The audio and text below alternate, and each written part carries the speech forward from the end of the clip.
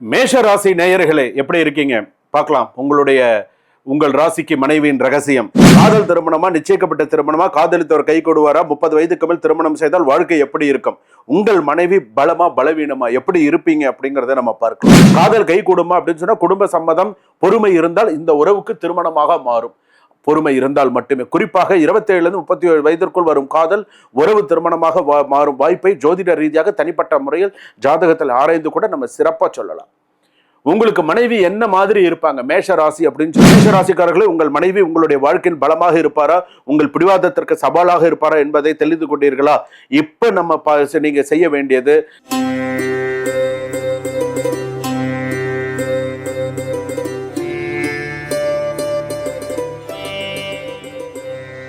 ஜனனி ஜென்ம சௌக்கியானாம் வர்தனை குல சம்பதாம் பதவி பூர்வ புண்ணியானாம் லிக்யதே ஜென்ம பத்திரிகா ஆதித்யாயச்ச சோமாய மங்களாய புதாயச்ச குரு சுக்ர சனிபியஸ்ச ராகவே கேதவே நமஹ. ஓம் வேதாத்மனாய வித்மஹே ஹிரண்ய கர்ப்பாய திமஹே தன்னோ பிரம்ம பிரஜோதயாது.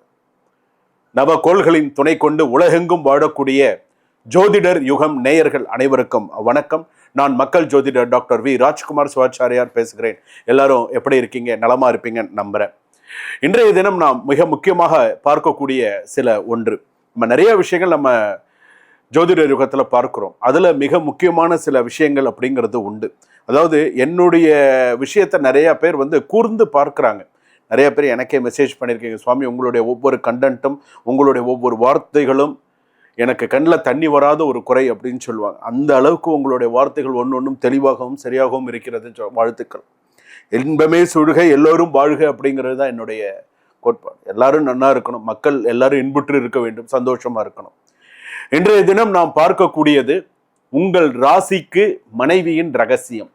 இது முக்கியமா எல்லா 12 ராசிக்குமே தெரிஞ்சுக்கணும். ஆண்கள் அத்தனை பேருமே தெரிஞ்சுக்கணும். ஸோ உன்னுடைய மனைவி எப்படி, உனக்கு விவாகரத்து ஆயிடுத்தா, அதாவது ராசி அப்படின்னு எடுத்துக்கும் போது உங்களுடைய திருமண வாழ்க்கை பற்றி நீங்கள் தெரிந்து கொள்ள வேண்டும். முக்கியமா ஒவ்வொருத்தரும் தெரிந்து கொள்ளக்கூடிய ஒன்று.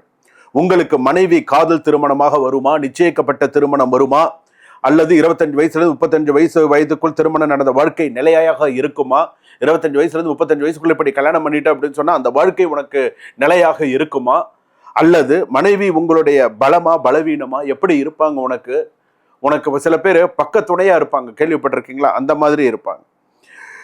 மாமியார் வீட்டில் உங்களுக்கு ஆதரவு இருக்குமா? சில பேருக்கு இருக்கும், சில பேருக்கு இருக்காது. ஏன் வந்தான்னு நினைச்சுப்பாங்க சில பேர். வந்துட்டானே அப்படின்னு நினைக்கிறவங்க எல்லாம் இருக்காங்க. சில பேர் வாங்க வாங்க மருமகனேன்னு சிரிச்சுட்டே இருப்பாங்க. உள்ள வந்துட்டு ஏன்டி உங்க வீட்டுக்காருக்கு வர வேலையே இல்லை, என்ன திடீர்னு வந்து நிற்கிறாரு அப்படின்னு சொல்லி கேட்பாங்க. ஒன்று வாயை திறந்து கேட்க முடியாது. ஒவ்வொருத்தருக்கும் ஒரு விதமா மாமியார் அமையிறது. சில பேருக்கு மாமியார் அம்மா மாதிரி அமைஞ்சிடும், அது வேற விஷயம். அடி வாங்குற மருமகனும் இருக்கான், அதுவும் இருக்கு, இல்லைன்னு சொல்ல முடியாது. அதே போல உங்களுக்கு அவங்களுடைய ஆதரவு இருக்குமா? நாத்தனார் உறவு எப்படி இருக்கும்? எந்த வயதில் கணவன் மனைவி சண்டை வரலாம்? எல்லாவற்றுக்கும் வீடியோவில் நீங்க கடைசி வரைக்கும் நீங்க பார்க்கலாம். பார்த்தால் எந்த ஆலயம் கூட செல்லலாம். ஒரு கணவன் மனைவி அப்படின்னு இப்போ ஒரு ராசிக்கு எடுத்துக்கிறோம். இப்போ ஒரு மேஷ ராசிக்குன்னு எடுத்துக்கிறோம். அஸ்வினி பரணி கிருத்திகை 1ஆம் பாதம் வரையில மேஷ ராசி. அப்ப அந்த மேஷ ராசி கணவன் மனைவி ஒற்றுமையாக இருக்க வேண்டும், நன்னா இருக்கணும் அப்படின்னு சொன்னா எந்த ஆலயம் போகணும்? இப்போ கல்யாணம் நடக்கிறதுக்கு ஒரு கோயிலுக்கு போறீங்களா? கல்யாணம் நடக்கணும்னு சில கோயிலுக்கு போறீங்க, திருமணம் சரி போறீங்க, எதுக்கு போறீங்க?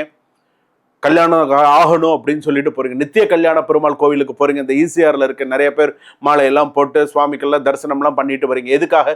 நல்ல மனைவி கிடைக்கணும், நல்ல கணவர் கிடைக்கணும் அப்படின்னு சொல்லி நீங்க போறீங்க, ரைட். ஆனா அந்த கிடைக்கக்கூடிய வாழ்க்கை கொஞ்ச நாள்ல ஆனதுன்னு ஒரு 5 வருஷம் 10 வருஷம் 12 வருஷம் ஒன்னா இருந்து திடீர்னு அந்த உறவு கசந்து போயிடுறது.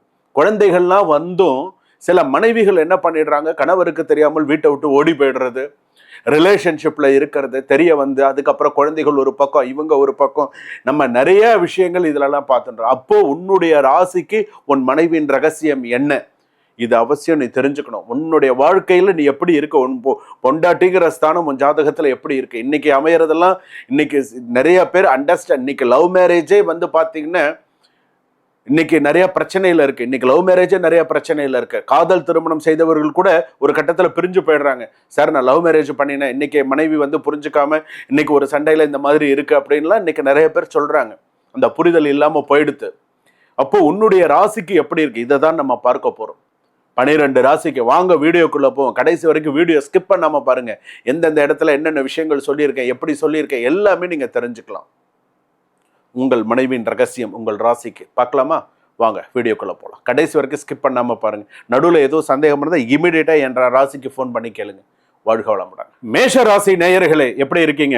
பார்க்கலாம் உங்கள் ராசிக்கு மனைவியின் ரகசியம்.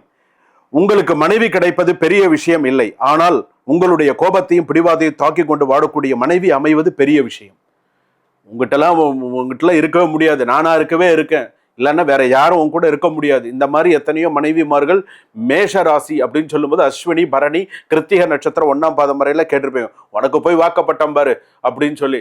இவன் என்ன உடனே என்ன தெரியுமா சொல்லுவான்? வந்ததும் சரியில்லை, வாச்சதும் சரியில்லை அப்படின்னு சொல்லுவான். காதல் திருமணமா, நிச்சயிக்கப்பட்ட திருமணமா, காதலித்தவர் கை கொடுவாரா, 30 வயதுக்கு மேல் திருமணம் செய்தால் வாழ்க்கை எப்படி இருக்கும், உங்கள் மனைவி பலமா பலவீனமா எப்படி இருப்பீங்க அப்படிங்கிறத நம்ம பார்க்கலாம். 25ல இருந்து 27 வயசு வரைக்குள்ள நீங்க கல்யாணம் பண்ணினீங்கன்னா அதுக்கு பேர் ஈர்ப்பு காதல் அப்படின்னு பேர். அவசர முடிவுகள் அதிகம். இந்த வயதில் திருமணம் நடந்தால் ஆரம்பத்தில் புரிதல் சோதிக்கப்படும் அப்படின்னு சொல்றது. 28 வயசுல இருந்து 30 வயசுக்குள்ள நீ கல்யாணம் பண்ணியிருந்தா இந்த காலகட்டம் குடும்ப சம்மதத்துடன் நடந்தால் நிலைத்தன்மை அதிகமாக இருக்கும். 28ல இருந்து 30 வயசு, 28 வயசு, 29 வயசு, 30 வயசு கணக்கு வச்சுக்கும். 33 வயசு, அதாவது 31ல இருந்து 33 மிகவும் முக்கியமான வயது. வாழ்க்கை புரிந்து கொள்ளும் முதிர்ச்சி வந்திருப்ப துணை வாழ்க்கை வலுவாக அமையலாம் அப்படின்னு சொல்லியிருக்கு. சில பேருக்கு 30ல இருந்து 35க்குள்ள திருமணம் நடக்கும். தாமதமாக திருமணம் நடந்தாலும் அது தோல்வி என்று அர்த்தமல்ல, மாறாக முன்பை விட பொறுமையுடன் துணையை தேர்வு செய்யும் வாய்ப்பு அதிகமாக இருக்கிறது அப்படின்னு சொல்லலாம். அப்போ உங்களுக்கு காதல்ல உங்களுக்கு நிச்சயிக்கப்பட்ட திருமணம், காதல் திருமணமா அப்படின்னு சொன்னா சில பேருக்கு பாத்தீங்க அப்படின்னு சொன்னா ஒரு 40-45% வரைக்கும் பாத்தீங்கன்னா காதல் திருமணம் அதிகமாக நடக்கக்கூடிய வாய்ப்புகள் உண்டு. சில பேருக்கு நிச்சயிக்கப்பட்ட திருமணம் நடக்கும். அந்த நிச்சயிக்கப்பட்ட திருமணம் கூட ஒரு 2 மாத காலம் கேப் இருக்குன்னு சொன்னா அதுல ஒருத்தருக்கு ஒருத்தர் பேசிக்கிறாங்கன்னு சொன்னா அதுவும் ஒரு விதமான காதல் திருமணம் மாதிரி தான். காதல் கை கூடுமா அப்படின்னு சொன்னா குடும்ப சம்மதம், பொறுமை இருந்தால் இந்த உறவுக்கு திருமணமாக மாறும். பொறுமை இருந்தால் மட்டுமே. குறிப்பாக 27ல இருந்து 37 வயதிற்குள் வரும் காதல் உறவு திருமணமாக மாறும் வாய்ப்பை ஜோதிட ரீதியாக தனிப்பட்ட முறையில் ஜாதகத்தில் ஆராய்ந்து கூட நம்ம சிறப்பா சொல்லலாம். உங்களுக்கு மனைவி என்ன மாதிரி இருப்பாங்க? மேஷ ராசி அப்படின்னு சொல்லும்போது தன்னம்பிக்கை கொண்டவர். உன் மனைவி தன்னம்பிக்கை கொண்டவர், நேரடியாக பேசுபவர், கணவனின் முன்னேற்றத்தை விரும்புவர். சொல்லுவாங்க இல்லையா, என்னுடைய ஒரு இது என்னுடைய மனைவி அப்படின்னு பக்கபலமா இருக்கிறது மனைவின்னு சொல்றாங்க இல்லையா, அந்த மாதிரி. குடும்பத்தை காப்பாற்ற நினைப்பவர், அநியாயத்தை பொறுத்து கொள்ளாதவர், தன்னுடைய சுயமரியாதையை விட்டு கொடுக்காத மனைவி. இந்த மாதிரி அமையும். அவரை அதாவது மனைவி அப்படின்னு நீ எடுத்துட்ட அப்படின்னு சொன்னா மனைவி அடக்கம் என்றால் பிரச்சனை. அவரை மதித்து நடந்தால் மனைவி வாழ்க்கையில் மிகப்பெரிய பலமாக மாறுவார். பொண்டாட்டியை மதிக்க கற்றுக்கொள்ள வேண்டும் அப்படின்னு சொல்லியிருக்கோம். நீ உன்னுடைய மனைவியை எப்படி வச்சுக்கணுமோ அந்த மாதிரி கரெக்டா. இப்ப அந்த மாதிரிலாம் கிடையாது. வாடா போடா தானே இப்பெல்லாம். டேய் என்னடா எப்படிடா இருக்கா, நல்லா இருக்காடா, இருடா காப்பி கொண்டு இருடி, இப்படித்தானே போய்கிட்டு இருக்கு. ஏதோ போன வரைக்கும் போட்டோம் போங்க, ஏதோ நடந்தா சரி, வாழ்க்கை ஒத்துமையா இருந்தா சரி அப்படின்னு சொல்லலாம். மனைவி பலமா பலவீனமா மேஷ ராசிக்கு அப்படின்னு சொன்னா 80% பலம், 20% பலவீனம். இந்த பலவீனம் அப்படின்னு சொன்னா கோபம், பிடிவாதம், நான் சொல்லுவதுதான் சரி மனநிலை அதிகமானால் மனைவி அமைதியாக இருக்காமல் எதிர்த்து பேசக்கூடிய சூழ்நிலை வரும்.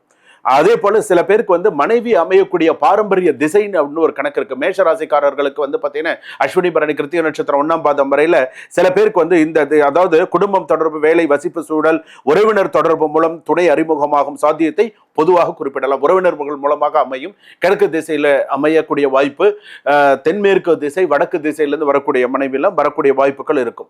ஸோ அல்லது தெற்கு திசையிலிருந்து கூட இருக்கும் சில பேருக்கு. தெற்கு திசை நீங்க இருக்கக்கூடிய இடத்துல இருந்து தெற்கு திசை இதெல்லாம் கூட இருக்கிறதுக்கான வாய்ப்புகள் இருக்கு அப்படின்னு சொல்லலாம். அதே போல பாத்தீங்க அப்படின்னு சொன்னா மாமியார் மாமனார் உறவு, நாத்தனார் உறவு இதெல்லாம் எப்படி இருக்கும் அப்படின்னு சொன்னா மரியாதை கொடுத்தால் நல்ல உறவு. நல்ல ஞாபகம் வச்சுக்கோங்க. மேஷராசி மனைவி மரியாதை கொடுத்தா நல்ல உறவு. மரியாதை கொடுத்து மரியாதை வாங்கிக்கணும்னு நினைக்கக்கூடிய மருமகளாக மாமியார் அந்த மாதிரி மனைவி தான் இருப்பாங்க. என் மகன் இப்படித்தான் இருக்க வேண்டும் என்று அதிகமாக கட்டுப்பாடு இருந்தால் மனைவிக்கு கசப்பு ஏற்படும். என் பிள்ளை இப்படிதான் இருப்பான், நீ இருந்தா இரு, இல்லைன்னா போ அப்படின்னு சொன்னா போய்கிட்டே தான் இருப்பான். நீங்க கொஞ்சம் பார்த்து கவனமா இருங்க. அதே போல மாமனார் சகிப்புத்தன்மையோடு இருக்கக்கூடியவர் ஓரளவுக்கு இருக்கும். நாத்தனார் இங்கு சிறிய சோதனை இருக்கலாம். நாத்தனார்னாலே உங்களுக்கு எல்லாம் சோதனை தானே. அட்ஜஸ்டபிள். ஒரு சில இடத்துல தான் ஃப்ரெண்டா, சில பேர் இடத்துல எல்லாம் அந்த மாதிரி இருக்காது. நாத்தனார்னா இந்த ராசிக்கு கொஞ்சம் சோதனை தான். கணவன் ஒரு பக்கத்தை பிடிக்காமல் நியாயமான நடுநிலை எடுத்தால் நீண்ட காலம் நன்றாக இருக்கும் அப்படின்னு சொல்லுவாங்க. கணவன் மனைவி சண்டை எதனால்? கோபம், பிடிவாதம், குடும்பத்தினர் தலையீடு இருந்தால் இந்த சண்டை சச்சரவுகள் அதிகமாக வருது அப்படின்னு சொல்லலாம். திருமணம் அப்படின்னு சொன்னா 25, 28, 29, 29, 31, 32, 35, 36, 40 இதெல்லாம் ஓரளவுக்கு சக்சஸ்ஃபுல்லா இருக்கக்கூடியதாக இருக்கும். இதிலேயே சில பேருக்கு மறுமணம் நடக்கக்கூடிய வாய்ப்பு உண்டு. கிருத்திகை நட்சத்திரம் மேஷ ராசிக்கு கண்டிப்பாக மறுமணம் உண்டு. இவங்களுக்கு புரிதல் அதிகமாக இருக்காது. பரணி நட்சத்திரம் ஏதோ ஹஸ்பண்டா வேலை பார்த்துட்டு இருக்காங்க அப்படின்னு சொல்லுவாங்க, அந்த அளவுக்கு ஓடிக்கிட்டு இருக்கும். அஸ்வினி நட்சத்திரம் மேஷராஜ் பொண்டாட்டி முறைச்சாலே பாத்ரூம் வந்துடும், அந்த மாதிரி இருக்கிறவங்களும் இருக்காங்க சில பேர். அப்படியே ஓடிட்டு தான் இருக்கும். அதே போல சில பேருக்கு இந்த கள்ளக்காதல், இந்த ரிலேஷன்ஷிப்லாம் கூட சில பேருக்கு அதிகமாக இருந்து இதனால் கொஞ்சம் சண்டை, கோர்ட்டு கேஸ் வரைக்கும் போகக்கூடிய சூழ்நிலைகள்லாம் கூட உண்டு. கொஞ்சம் கவனமா இருக்கணும். மேஷராசிக்காரர்களே, உங்கள் மனைவி உங்களுடைய வாழ்க்கையில் பலமாக இருப்பாரா, உங்கள் பிடிவாதத்திற்கு சவாலாக இருப்பாரா என்பதை தெரிந்து கொண்டீர்களா? இப்ப நம்ம நீங்க செய்ய வேண்டியது திருசக்தி முற்றம் அப்படின்னு ஒரு ஊர் இருக்கு. மேஷராசிக்காரர்கள் நீங்க ஆணாக இருந்தாலும் பெண்ணாக இருந்தாலும் திருசக்தி முற்றம் கோயிலுக்கு போயிட்டு வந்தீங்க அப்படின்னு சொன்னா உங்களுடைய உறவு நீடிச்சிருக்கும். கணவன் மனைவி உறவு நீடித்து இருக்கும். நல்ல சந்தோஷமா, சண்டை வந்தாலும் பிரச்சனை வந்தாலும் சந்தோஷமா போவீங்க. சண்டையில் சச்சரவுல பிரிஞ்சிருந்தா கூட ஒன்று சேர்வதற்கான வாய்ப்பு கிடைக்கும். திருசக்தி முற்றம் போயிட்டு வாங்க. கூகுள் மேப்ல சர்ச் பண்ணி பாருங்க. தெரியலன்னு ஒரு அப்பாயின்மெண்ட் ஃபிக்ஸ் பண்ணி எங்கிட்ட ஃபோன் பண்ணி பேசுங்க, நான் உங்களுக்கு சொல்றேன். இதுவரையில் நாம் பார்த்தது 12 ராசிக்கான உங்கள் ராசிக்கு மனைவியின் ரகசியம். இது பொதுவான ராசி பலன்கள். இப்ப நான் சொல்லியிருக்கிறது எல்லாமே பொதுவான ராசி பலன். இதுவே 100% எல்லாருக்கும் பலிக்கும். அதையும் நான் சொல்லிடுறேன். 100%ல 200% பலிக்கும். உங்களுக்கு ஏதாவது சந்தேகம் இருந்தால் உங்களுடைய சுய ஜாதகத்தை ஒரு முறை பார்த்து உங்களுடைய ஜாதகத்தை தீர பார்க்கணும். மனைவின்னா அந்த மனைவி ஸ்தானத்தை மட்டும் வச்சுப்பார் எப்படி இருக்கு. சில பேர் கணவர் வெளிநாட்டில் இருப்பாங்க, மனைவி சென்னையில் இருப்பாங்க, இல்லை வேற ஏதாவது ஒரு ஊரில், தமிழ்நாட்டில் வேற ஏதாவது ஒரு ஊரில் இருப்பாங்க. கணவன் அங்கேருந்து சம்பாரிச்சுட்டு இருப்பாங்க. இங்கே மனைவி போகிற போக்கே சரியா இருக்காது. இதெல்லாம் நிதர்சனமான கணவனுக்கு தெரிய வரும்போது அந்த குடும்பத்தில் எவ்வளோ பிரச்சனைகள், அது ஒரு சமூக பிரச்சனையா எவ்வளோ பெரிய விஷயமா வருது. பேசி தீர்க்க வேண்டிய இடத்துல கொலை வரைக்கும்லாம் போகக்கூடிய சமாச்சாரங்கள்லாம் நம்ம நிறைய இன்றைய சூழ்நிலையில பார்த்துட்டு இருக்கோம். எவ்வளவோ விஷயங்கள்லாம் பார்க்கிறோம். அதனால உங்களுடைய சுய ஜாதகத்தை பார்த்தேன்னா உங்களுக்கு எப்படிங்கிறது, உங்கள் மனைவி எப்படி, உங்களுடைய மனைவி ரகசியம் என்ன அப்படிங்கிறத நீங்க தெரிஞ்சுக்கலாம். சுபம். வாழ்க வளமுடன்.